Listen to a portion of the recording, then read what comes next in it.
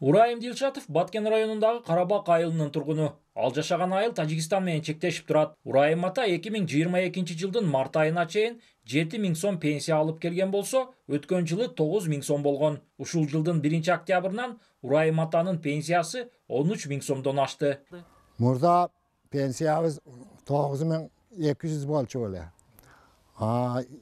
Мына чегарага байланыштуу, чегарада жақын жашағанымыздың емесіден да 2.000'den koşup 2.000 koşup berip hazır 9.000 bolganda hazır dağı жалпы Kırgızstan boyunca pensiya 2.000'den koşuptur, hazır 13.000'den aşık pensiya alıp жатабыз hazır.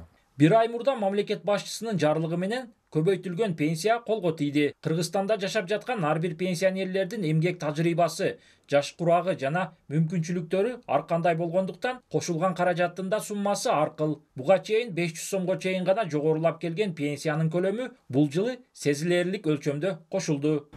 Карыялардын жашоосуна үмүт улап турат да, себеби ушул баалардын өскөнүнө ушул пенсиянын кошулгандыгы, ошолордун емдерин басып, ошол үчүн өкмөтүбүзгө, президентибизге өтө чоң ыраазычылыгын билдирип, азыр бүгүнкү күнү ошол жакшы маанайда жашап жатышат. Социалдык фонддун мүмкүнчүлүктөрүнө жараша пенсиянын өлчөмү жыл сайын индексацияланып келет. Пенсиянын камсыздандыруу бөлүгү базар баасынын өсүшүнө карап 38%га жогорулады. Баткен облусунда 68.000 пенсионерге 500 сомдон баштап 3.000 сомго чейин кошулду.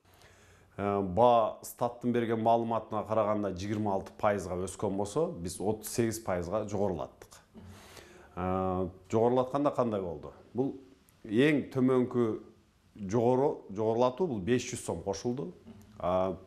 Калганы камсыздандыруу бөлүмүнө карата жараша жогорулап кете берди. Биз орточо алып карасак, биз эмгек акы алып иштеген адамдардыкы толук пенсиясы бул 2000-3000'ge чейин жогорулады десек болот. Мындан сырткары Баткен облусуна берилген өзгөчө макамдын алкагында чегарада жашаган 14.000 пенсионерге дагы 8.000 адам кошулуп, жалпы 22.000 жарандын пенсиясына 2.000 сомдон кошулуп төлөнө баштады.